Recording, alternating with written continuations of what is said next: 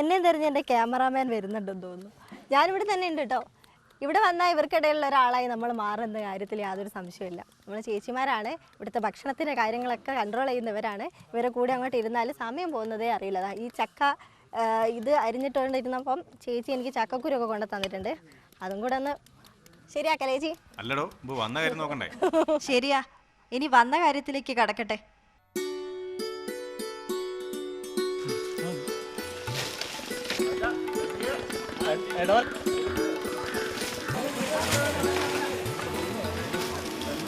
അന്യം നിന്ന് പോകുന്ന ഒരു കാഴ്ച പ്രേക്ഷകരിലേക്ക് എത്തിക്കാനാണ് ഞങ്ങൾ ഇവിടെ എത്തിയത്.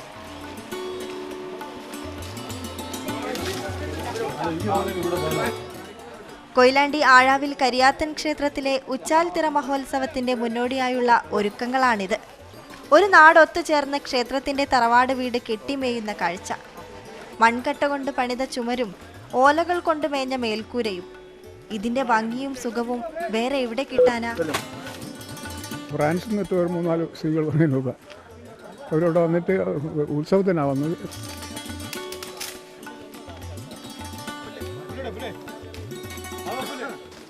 നാടിന്റെ സ്നേഹവും ഒത്തൊരുമയും ഇഴചേർന്ന ഈ ആചാരത്തിൽ തുടങ്ങുകയാണ് ക്ഷേത്രത്തിന്റെ ഉത്സവം.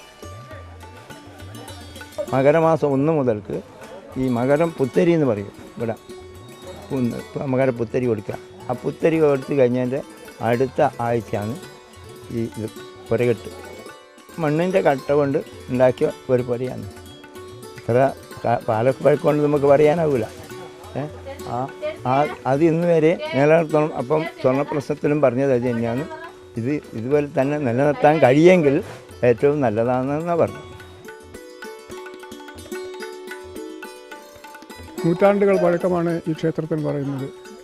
അത് ഏത് കാലത്ത് അതിന് മുമ്പുള്ള കാര്യങ്ങളൊന്നും അത്യാവശ്യം പറഞ്ഞു കേട്ടിട്ടുള്ള ഓർമ്മകളും അതെല്ലാം കൂടെയാണ് ഇവിടെ ഇങ്ങനെ നടക്കുന്നത്.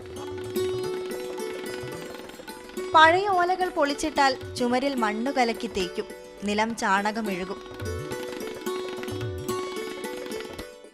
ഇനി നമുക്ക് ഭക്ഷണമായാലോ?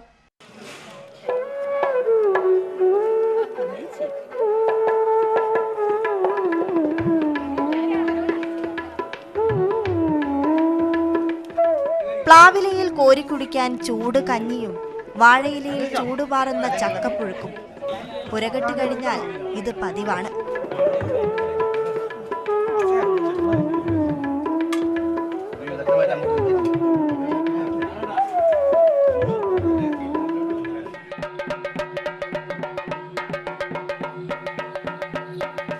ഉച്ചാൽ തിറ മഹോത്സവത്തിന് തുടക്കം കുറിച്ച് പുരകെട്ട് പൂർത്തിയായി. ഇനി നാടിന്റെ ഉത്സവ ദിനത്തിനായുള്ള കാത്തിരിപ്പാണ്. അരുൺ കിഷോറിനൊപ്പം നയൻതാര, മാതൃഭൂമി ന്യൂസ്, കോഴിക്കോട്.